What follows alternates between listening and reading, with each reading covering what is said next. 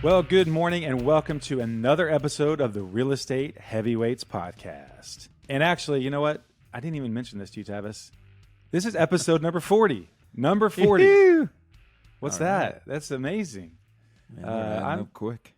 They're adding up quick, man. I'm really proud of that. And we've got 2 or 3 good interviews in the pipeline, and I know we've got several people that we've talked about bringing on. I think we're getting some momentum with our listenership, and I'm just really happy with how things are coming together and the response that we've gotten from friends and family. So thank you all for those of you that have been super loyal, and some of those I'm related to and some of those you're related to, and that matters a lot. And I really, really appreciate all the feedback. That being said, if you haven't sent this to a friend or another family member or a coworker, please do that. Say, hey, I think you might enjoy this. And I think today's episode is actually one of those that everyone should listen to, whether or not you're a professional in the real estate business or maybe you're going to buy or sell a home in the future, because we're going to talk about some news stories that impact a lot of different people. So just real quick, Tavis, I know you have had a super busy week. You guys have had all sorts of life stuff going on, and we're doing a little bit of a different kind of a stitch it together type episode today. But I know real estate's been a little bit slow. You sold the flip over there in Wiley, and we're looking for flips. We're trying to run a lot of numbers on deals, but lately you've just been kind of dealing with life. Is that right? Yeah. I mean, it's good. My sister-in-law had a big procedure this week, so thank you all for your prayers and support there. Everything turned out good with the surgery, and she's still got a road ahead and a battle ahead, but we're looking good. So Good. That's good things. Yeah, no, I talked to you. You were over at the hospital and said that everything had gone well, and we're definitely thinking about her and everyone. A lot of people who listen are friends and family, so I know that they care about hearing updates about your life and my life, and we're definitely want to be a part of that. Yeah. And sometimes real estate's just kind of a background, and that's just kind of what we do and what we talk about. But there's weeks when, and that's one of the nice things about real estate, is that you have the flexibility to run over and sit at the hospital for a day if you need to, or go take care of personal stuff and figuring out lake docks and all that, whatever else comes up. So hence Tavis's backwards hat today. He's been over at the lake for a little bit trying to just get some work done, and we're just, okay, let's record for a little while, so no big deal. Yeah.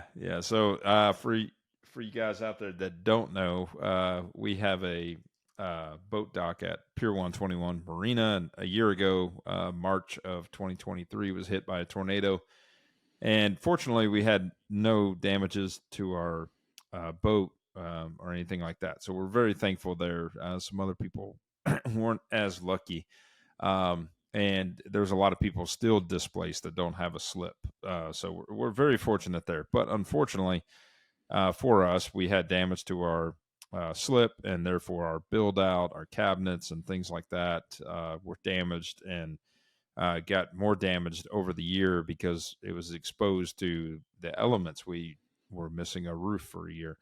So therefore they finally rebuilt their slips, and so now it's been a process, and this is up to me, not the marina, when it comes to the individual build out and the cabinets and everything else. And it's just not a one-day project. It's a multi-step process. So, it requires time with my trades and subs, during the week. And, it's just like working a normal, flip job or an investment job, except a new I have no HGTV reward at show the, is Flip That Dock. Flip That Dock. Yeah. My reward at the end is sanctuary relaxation, versus, making any income from it. But, anyway, so yeah, busy with that.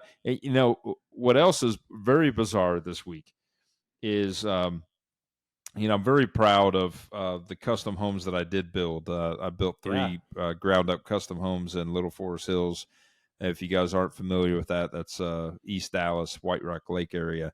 And I built these, the first one, 2015, I believe. It was finished and sold in 16, and then I had 2 more being built. One that ended up being sold there in 16, and then another one in 17. And the funny thing is, the third one I built there went on the market in January and is now a pending contract. So I've been in touch with the listing agent and the sellers, and everything else. And they're getting a really good, pretty penny for this property. In fact, it's much smaller than a lot of the other supporting comps. And so they've been calling me and getting a lot of documentation to support, the behind the walls, aspects of, how well this home is built, right? To Yeah. increase the quality of the build when it comes to the appraisal aspect. So, there's a quality range that an appraiser uses, and those different qualities, for instance, a lot of times you're going to see a Q4, Q5 kind of build category is pretty standard. You'll see Q4 quite a bit. The goal here was to try to get this closer to a Q1, if possible, based on documentation to support it, because the square footage was about 1,000 square feet less than its comps.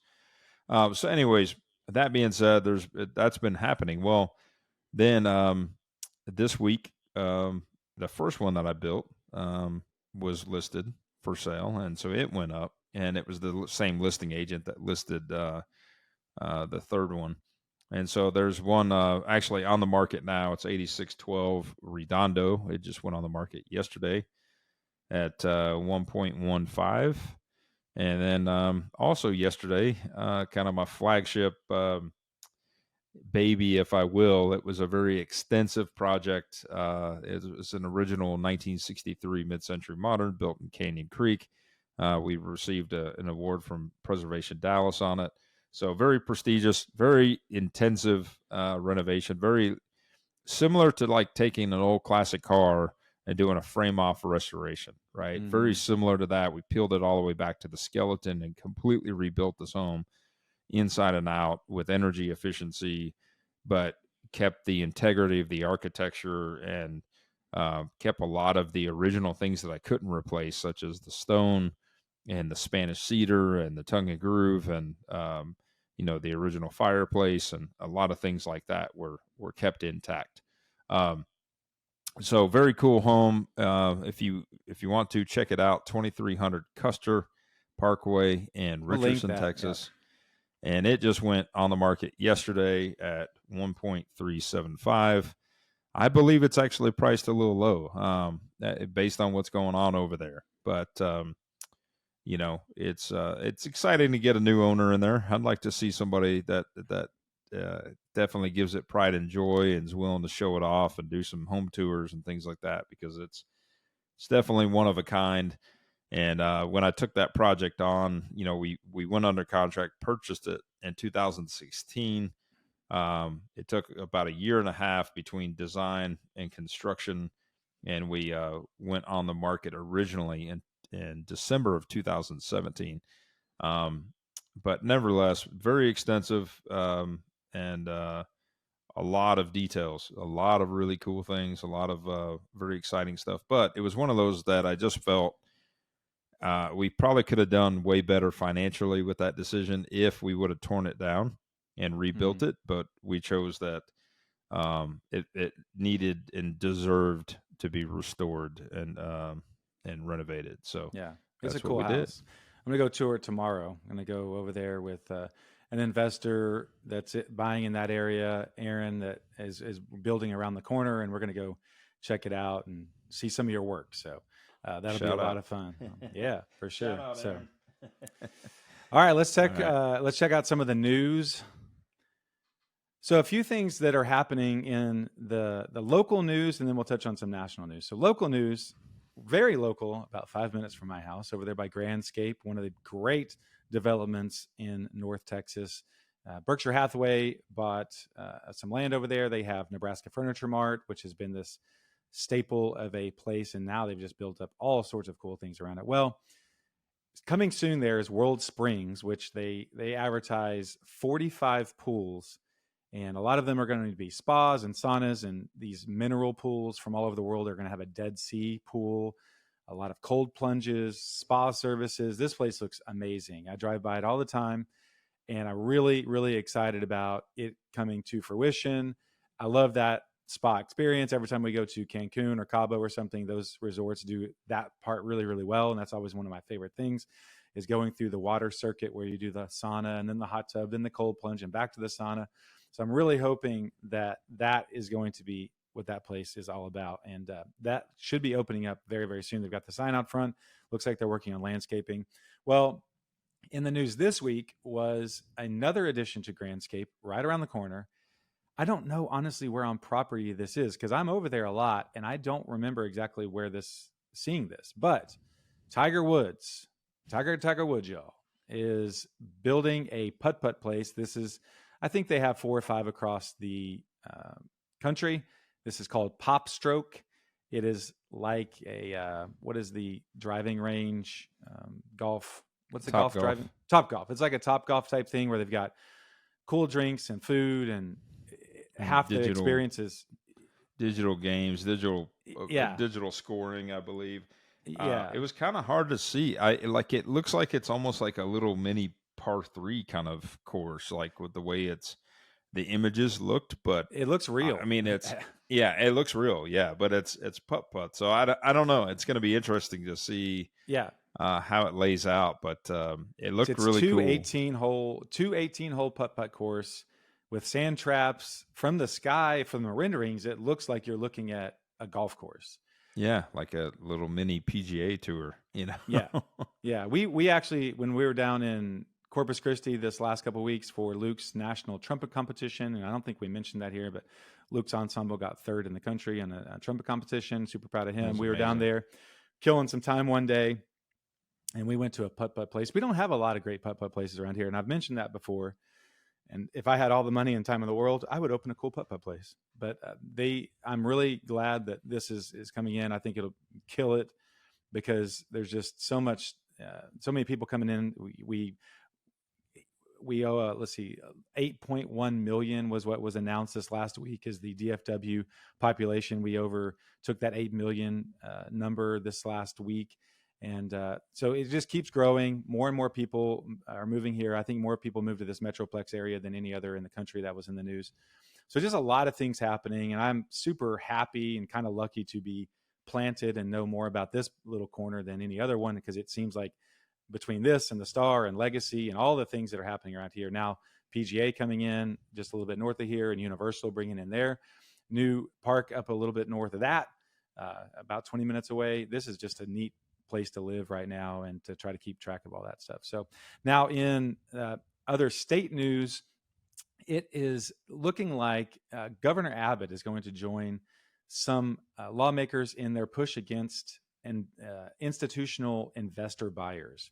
And they are trying to get it to where it's more transparent as to when these large investors, these big funds buy a lot of different properties. And one of the things that they've talked about doing, which I think actually I think I support, I'm not sure, I want to get your thought on it, but they were saying they might make a law if you're an institutional buyer by whatever rules they lay out, that you would not be able to purchase a single family home unless it's been on the market for 30 days. What do you think about that? That's interesting. I don't know.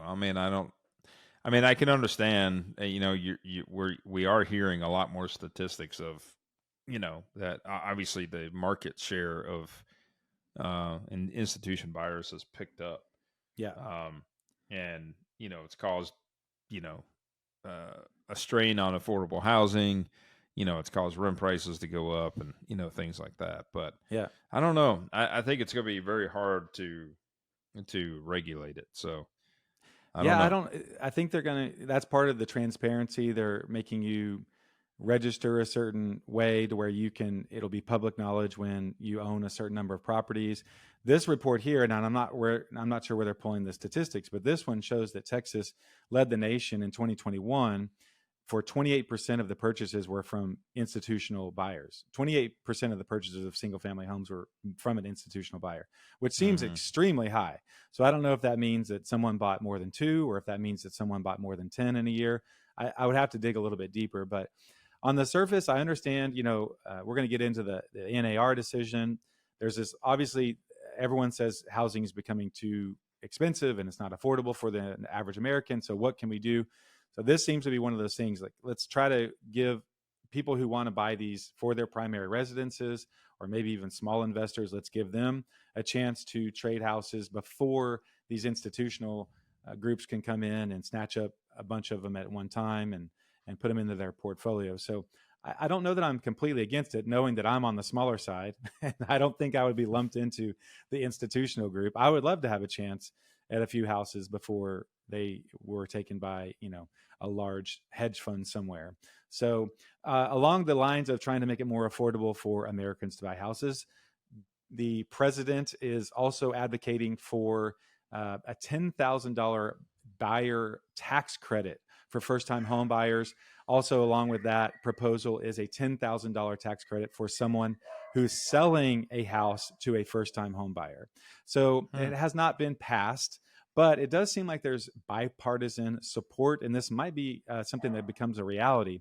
So $10,000 tax credit for anyone who's buying for the first time, or I think one of the stipulations, it would have to be a house that's at or below the average price of a home for an area. There's some prerequisites there, but trying to put a little bit more incentive into buying. And then also on the sell side, if you do sell your house to a first-time home buyer, you could also get a tax credit there. So I don't know if you have any thoughts about that.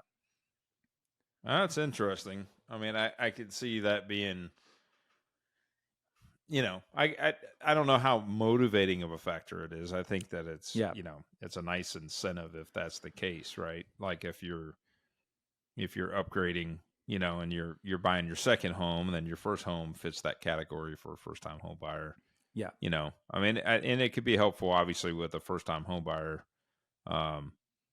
to feel like they're recouping, but mind you, it's a tax credit. So depending on what kind of tax bracket they're in or how much they're paying in taxes already, if they're in a situation where they're getting a tax refund, then, I don't know how much it benefits, them already. I mean, I guess it could, but I don't know.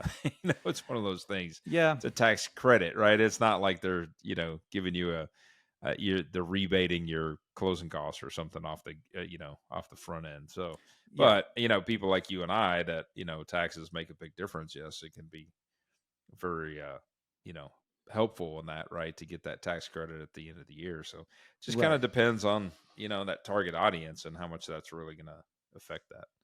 Yeah. And in this article, I think the fallacy in this article was like, well, maybe this will help sort of move people off center and all these people that are locked up with 3% loans and they don't want to sell their house and they want to go get a 7% loan. All of a sudden, this is going to start lubricating the market some. I don't see that. It's not like this is some life-changing amount. I mean, I guess it could offset some if for some reason you were in that your house is now worth $350,000 and I can sell it to a first-time home buyer and I'm going to offset some of my interest that I'm going to have to pay on the next one through this credit. But that's just a lot of math and that's a lot of education. Yeah. I mean, if you're locked in a 30-year loan and then you get a tax credit for 1 year, $10,000, I mean, it's helpful, for that first year, but I mean, it's not going to allow you to like refinance or incentivize, reducing that number necessarily. So I don't know. I don't know how that all plays back, but. Well, that segues into the other thing. Sounds like government, political government overreach. That's what I'm hearing. Yeah. I mean, I can see a lot of sides. At heart, I'm probably a little bit of a libertarian of like, hey, just leave me alone. Let's all figure this out. But I understand there's some times when, specifically, you're looking at these multi-billion-dollar hedge funds and they're able to move around all sorts of stuff and that kind of affect markets.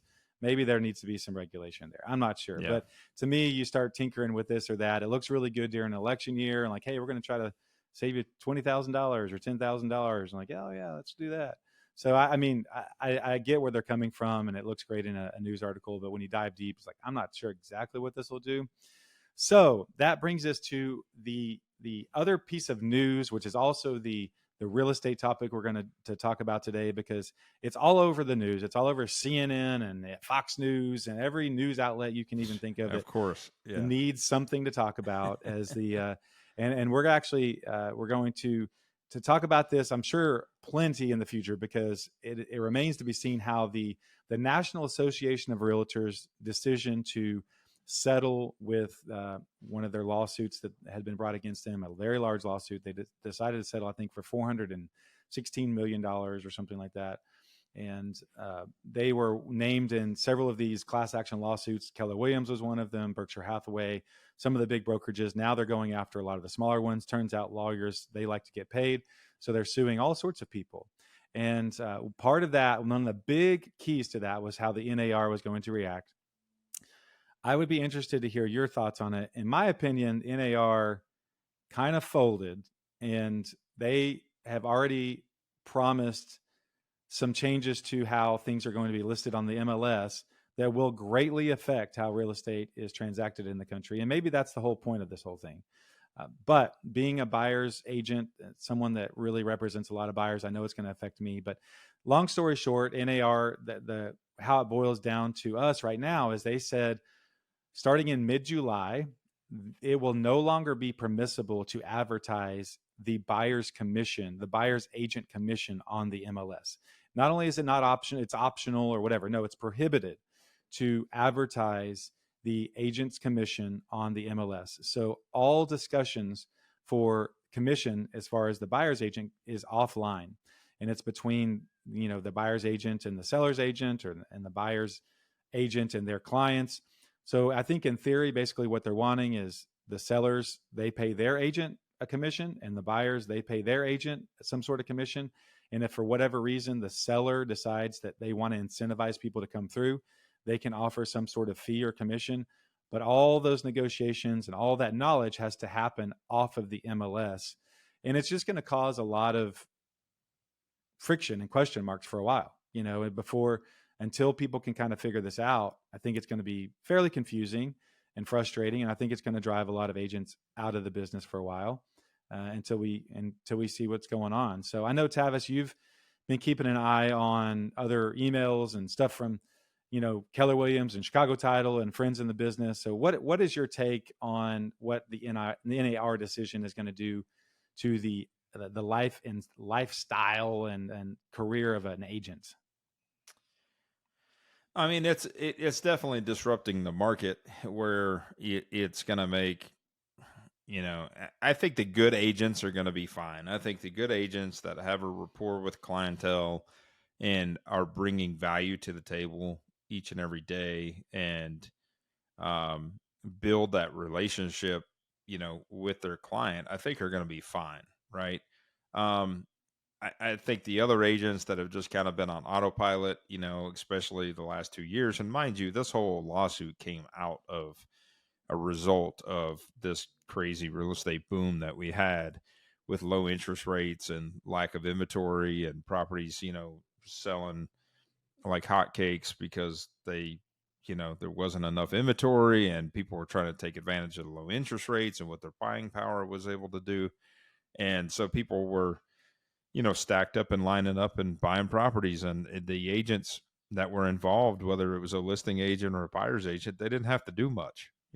Things were kind of already there. It was, you had supply, lack of supply, and you had high demand.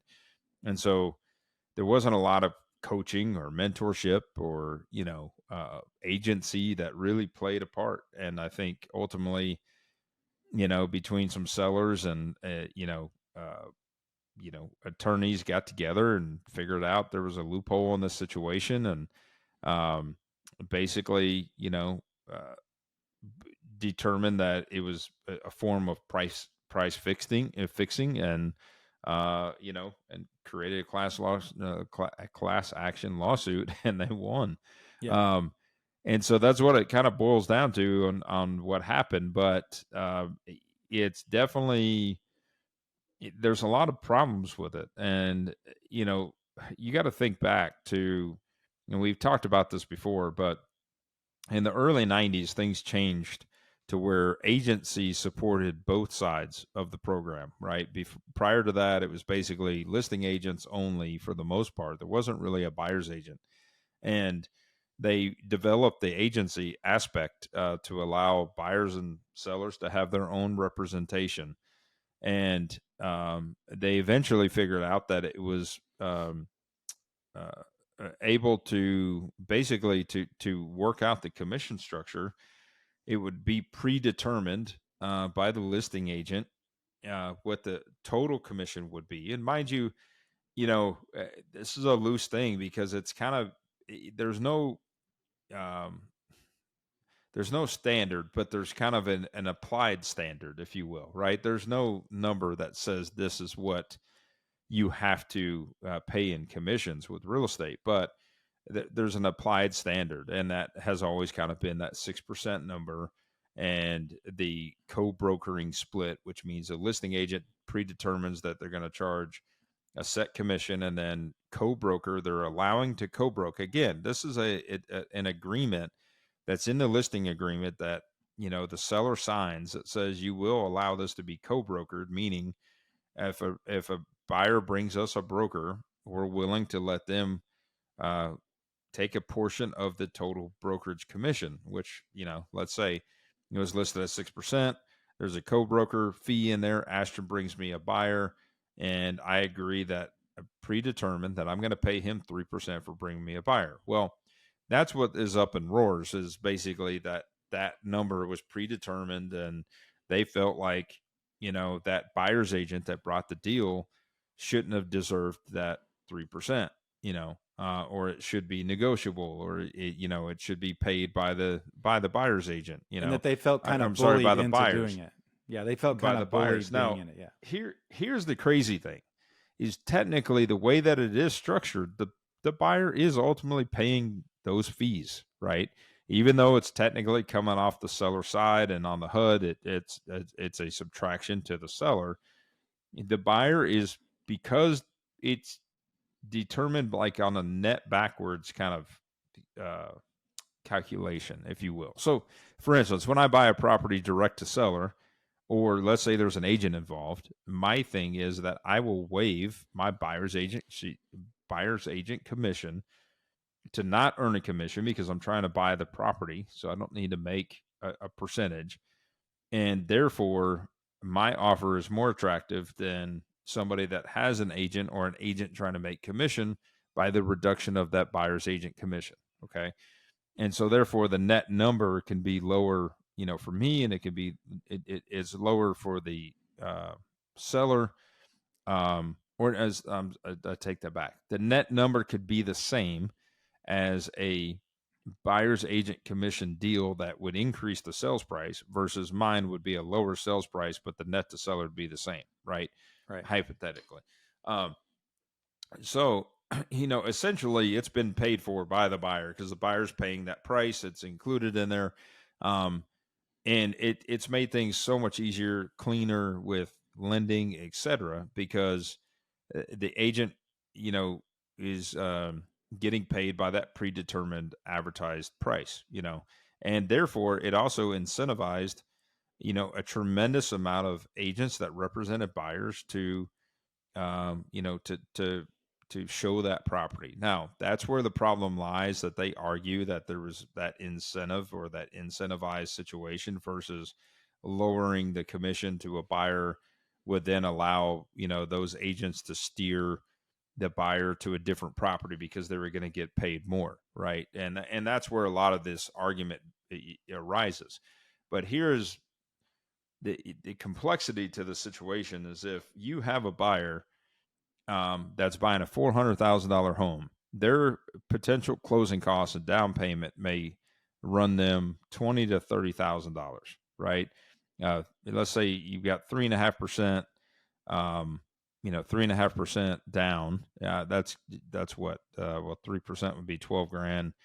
So another 0.5% times 3 would be another $1,500, right? So you're now looking at 13.5 that you're going to put down for this $400,000 home, and then you've got closing costs on top of that, right? And it's closing costs and prepaids. But let's say that it's going to cost you 25 grand, so $25,000 to buy this house, the cash out of pocket. And we're talking about these first-time home buyers. We're talking about all these things you were just talking about earlier. So you got to come up with $25,000 now to be able to buy a home and pay the closing costs. And now let's tack a commission on top of that. So now you have an agency relationship. You want that buyer's agent specialist to support you, help you with comps, help you understand value, help you understand strategy on how to negotiate, how to write the contract, how to be attractive, especially in a strong market where there's multiple offers or potential multiple offers on this property, and you want to buy this property, but you're going to pay this agent. So now add another 3% to the equation, you know? So now you got another 12,000 on top of it. So now you as a buyer have to pay $37,000 essentially if you're 25,000 before. Now you got to come up with another $12,000 to make this deal happen. And I think the argument is, well, maybe they don't get paid 3%, maybe they get 1%, maybe they get 1.5% or something. Nevertheless, it's still an unfair situation to put that buyer that wants to buy that property in a position where they have to come up with that much more cash to make the deal work. And lenders, I think, are going to have a hard time with this, or are they going to allow that number to be rolled in? I don't know. It comes down. We've always allowed this seller's concessions, as well for closing costs, right? Now, in the market that was crazy, there wasn't a lot of sellers willing to do that because that was a reduction in their net, although essentially the price was covering that gift or that not gift, but that allowance, right? That was going to help with closing costs, but the price was typically covering that. And it was very similar. I always use the example when you buy a car and you pay tax, title, and license, you have the option to roll that tax, title, and license into the deal. So you as the buyer, even though the seller or the dealer is willing to roll that into the deal, you are still paying it. You're financing that extra number. So if it's a $30,000 car and tax, title, and license is $4,500, and you get approved and you can finance that car for $34,500, you're paying for it, even though it's no money out of pocket, right? Mm-hmm. It's very similar with when you roll in closing costs or you get a seller incentive to roll in closing costs because your loan is going to increase to cover the difference, right? Even though it's technically a net deduction to the seller, it's basically just allowing that sales price to increase to cover that difference. So that way the loan amount will cover the additional cost and keep the seller from having to bring more cash to the table. Right. So that's part of it, as I see that being very complex and convoluted.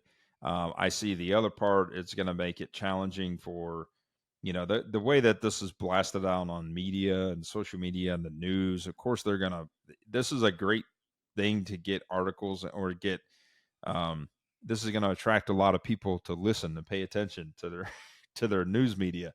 So of course it's going to sell and they're going to talk all crazy about it. And then of course you have the consumer that's going to be like, oh, I don't have to do this now. Or, hey, if I'm going to list my property, the buyer, they can save me 3% by the buyer paying, for this agent now. I don't have to do it now. Mm-hmm. There's going to be a lot of that. But again, that's ultimately going to change the marketability of your property. It's going to change the net sales price that you end up with. It's going to change how fast you can sell the property. Like all of this is going to really create a negative impact. I don't see this as necessarily being a positive impact for the consumer or necessarily more net to seller, like they think it is. The intent behind this lawsuit was originally to try to net more dollars in the seller's pocket. And I don't think that's going to happen. I don't think that this strategy is the correct approach to do that when you think about all of these different factors that I'm kind of hitting points on. Yeah, for sure. And we'll talk a lot about this in the future. And the part that I don't quite understand is typically when you sell a house, you turn around and you buy a house. And so that exact same person who just paid commissions for an agent just goes next door and buys another house, and they don't have to pay their buyer's agent because the seller's paying it. So it all comes out in the wash unless you're leaving the market or there's this rare exception of people that are selling and then going into maybe some sort of rental. But on the other hand, there's people leaving rentals and coming in. So to me, it all kind of balances out. It's very, very confusing. I do feel like it's going to make it difficult for buyer's agents for a while to sort of figure out how to charge for things and have these conversations. But I think the people who can figure it out will do just fine. And if you can learn how to have hard conversations and lay out your expectations to begin with, I do feel like it's going to be doing okay, and hopefully we can talk to. I think it's going to be, I mean, and I hate to use this because there's always a big, fine line that's drawn in the sand when you're a real estate agent, and, we're not allowed to practice law, right? And we don't practice law, but I mean, we're definitely not allowed to practice law. So I hate to use this comparison, but it's similar because an attorney's position is similar to our position in the fact that they have agency to that client. It's very much like we do, right? You have a fiduciary relationship with your client to give them advice and opinion, and your expertise is going to help them along in their journey of buying or selling a home. Very much so that an attorney represents a client and specializes in whatever that field of law is to help, serve that client the best way they possibly can for the best possible outcome, right? But in an attorney situation, they typically sit down from their client, originally analyze the situation, and then talk about a retainer. They talk about, a projection of what the cost is going to be for their services. And I think that's gonna kind of have to happen in our business. Like there's gonna have to, you do that on the listing side typically, but it's rare that the buyer consultation ever really dives into talk about money. The buyer's consult has always kind of been more geared towards, what are we trying to achieve by representing you and looking for a property and looking for what we're going to look for. It's rarely ever really discussed how compensation typically works, right? It's always been like an easy tool in that sense that when you represent a buyer, you can say, hey, it's free representation for you, right? Because the seller pays your commission. Again, going back to what I talked about earlier, essentially the increase in cost is covering you as a buyer's agent, right? Because if you didn't have that buyer's agent fee in there, then that sales price would be 3% lower. It doesn't change the net to the seller, but it just changes that sales price number to be different, Yeah. But the way that it's been is that sales price number includes that fee already in there. So it made it easier. Now it's going to be different. Now it's going to be, a number tacked on top. And then does it still appraise if that number's tacked on top? I mean, all of that's going to be a very interesting situation to see, can that number be tacked on to the sales price and then be rolled into the financing, or is that going to just be another expense out of pocket that has to be paid in addition to your down payment, right? Yep. But it's going to be interesting to see. But I think those conversations are going to have to get more real, and it's going to be, it's going to be challenging. But the market it has been this way for a long time, and it's bound to change. There's bound to be some changes. That one podcast I was listening to this week, in fact, it's pretty interesting. But there was a group, the main CEO that owns the company called the Agencies, based out of California. They also have some branches here in Dallas, etc. But they are starting the American Association of Realtors to basically challenge the National Association of Realtors to get better. And or if they don't get better, then basically you'll have an option as an agent to choose to go with another Trade another association. Yeah. So that's going to be interesting as well, because we've been part of these big companies for so long, and again, here's the thing for the consumers that people may not understand: the National Associations of Realtors then has other local association of realtors, right? You have the Texas Association of Realtors, and then you have the individual counties. Essentially, it all trickles down, and then you have the MLS that's controlled by this. So that's where these boards control the MLS data. Versus like in commercial, there's not really an MLS, and so there's some differences there. But that's where these changes are going to spike, and there might be like multiple MLSs developed and stuff like that. So it's going to be interesting to see what happens in the next, couple years, because this isn't going to happen overnight. No, definitely not. And your companies like Zillow, they survive on selling buyers leads and a lot of advertising, and their stock price took a huge hit after the NAR. It's rebounded some. So they're having to figure out their business model. It's just going to take a while for all this to iron out. And we will be on the forefront, bringing you just the latest information on all of the NAR news and real estate news that we can bring you, especially from the Dallas area. That will do it for today. If you have not yet, find us on Instagram, like our pages, comment on things you'd like for us to talk about. Find me at the Dallas Real Estate Guy on Instagram. Tavis is Tavis Westbrook, Travis without the R, on Facebook and Instagram.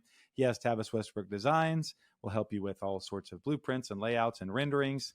And we are actively working on the YouTube page. I have a VA, my first VA I've ever hired. He's doing a great job editing some YouTube videos, and he has the password to upload those now. And so by the time we are at episode 41, I am confident we will have more and more videos up there that we can share with everybody. So I'm really happy that that's taking shape. If you have not yet, please send this to somebody that you love and want to know about real estate. You need someone to talk at the lunchroom about real estate. You need them to hear the same things you are. Please send them this podcast. We would greatly appreciate it. Until next time, have a great day. We'll talk to you soon. Thanks for tuning in.